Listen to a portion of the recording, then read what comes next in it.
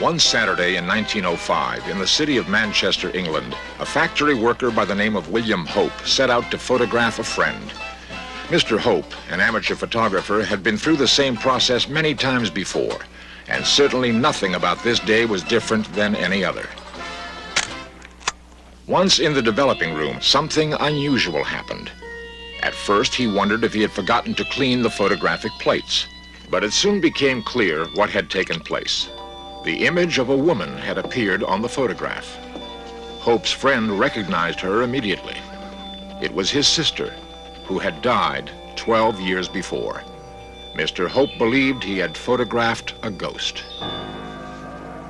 In 1964, this man, Ted Sirios, came to the attention of a group of scientists and psychologists when he claimed to have taken photographs solely with the power of his mind. A series of experiments were conducted that confounded all those present. The photographs he produced were simply unexplainable.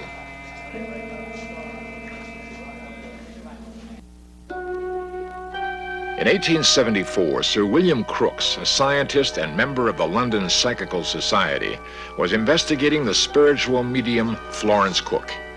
It was said that Miss Cook would enter a cabinet and materialize a spirit named Katie King.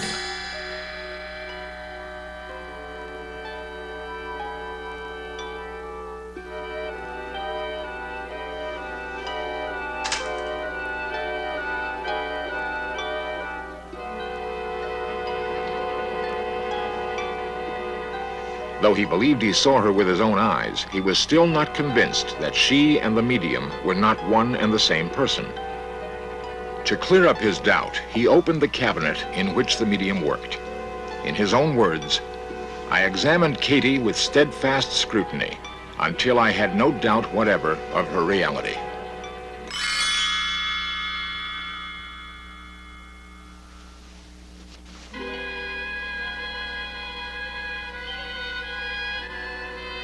Vernon Miller is a photographic expert from the Brooks Institute of Photography.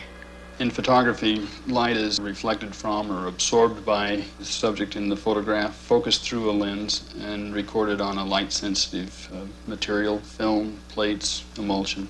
The film is light-sensitive, so any energy, any electromagnetic energy can affect the film to some extent. So radiation from all of the various ways, X-ray, so forth, can affect the film. So you might not necessarily see the light that strikes the film. I've seen many examples of accidental ghost photography. I've seen very few, if any, actual examples of the process. Most of the ghost pictures that I've seen are examples of double exposure techniques, where one image was recorded against a dark background, and that image superimposed on a normally lit scene so that you can see the brighter image against the normal scene. This particular picture seems to be quite a production. This is not accidental. The photographer wanted to achieve this effect. There are a few clues. The ghost image is quite bright against a darker background, indicating that he was illuminated some way that would show him against that. We can see 2 or 3 images of the hand as it goes up the banister. Many times there are other clues. The ghost scene will be lit artificially with a directional light, as in this crucifixion scene.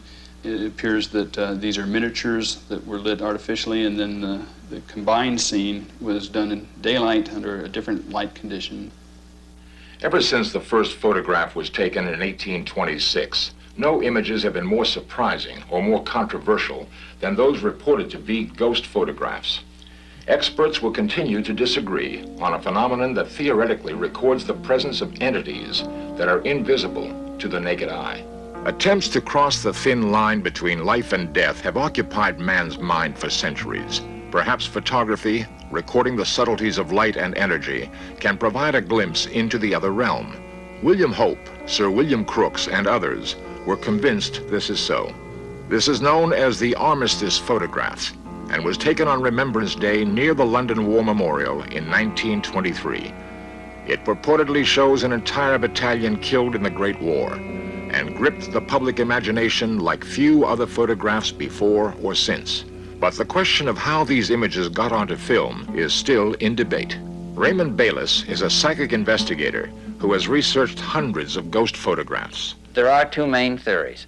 One, of course, is that the origin of all psychic phenomena comes from the mind of an individual operating through the subconscious, and the other main theory is that the phenomenon itself is in some way instigated by a surviving spirit. I've taken part in some experiments that I believe were authentic, that is, that authentic psychic photographs were taken. Now, I'm not going to call them spirit photographs because I don't know whether they were the product of a spirit or whether they were the product of an individual's mind or what have you, but nevertheless, I do believe that they were actually psychic photographs, that is, they were paranormal.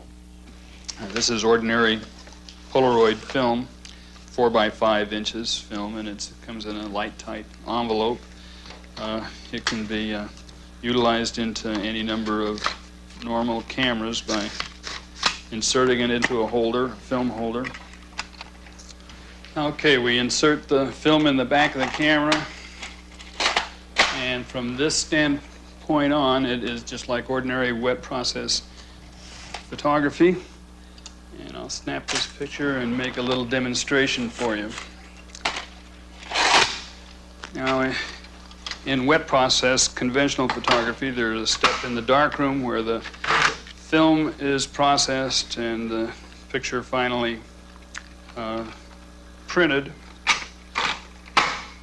And Polaroid or instant photography has the advantage of having all of this done in front of you, so there's no chance for manipulation of the image other than right here before your eyes. So in a few seconds we can open this envelope up and examine the photograph that we just made.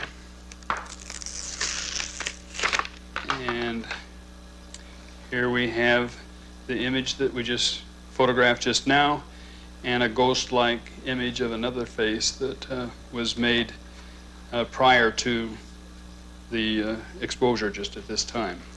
I'm familiar enough with this process that I would look at any image with a great deal of skepticism. Many times scientists go into experimenters with blinders on. That is, they have become so biased due to prevailing views, customs of thought, so forth, that they're no longer capable of actually examining an experiment. They may, for example, take part in an experiment, admit that all of the controls were perfect, that there was nothing wrong whatsoever, but then a few days later, they suddenly find that their view is changing. They no longer can accept it. But this is not the result of thought. This is the result, as I say, of a prevailing bias. They simply cannot examine an experiment clearly. There have been spirit photographers that have produced real psychic photographs, and in my opinion, and they have also resorted to fraud. There have been some photographers that apparently never resorted to fraud, or practically never. Bouguer was a very famous early spirit photographer, one of the pioneers, you might say. He made vast numbers of these photographs, some apparently real. But in 1875, Bouguer was put on trial for fraud by those who felt that the idea of photographing spirits was preposterous. Fraud could not be proved, and Bouguer went on to produce many more spirit photographs, some reportedly under rigid test conditions.